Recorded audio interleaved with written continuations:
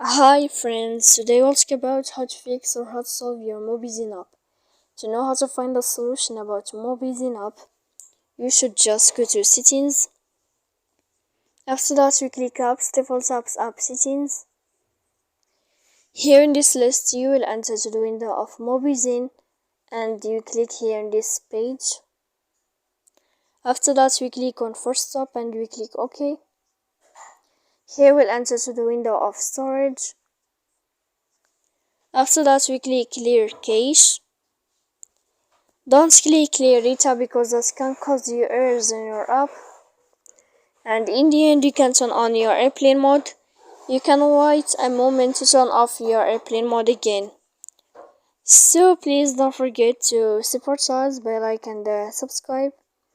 See you next time in another video, and thank you for your attention and your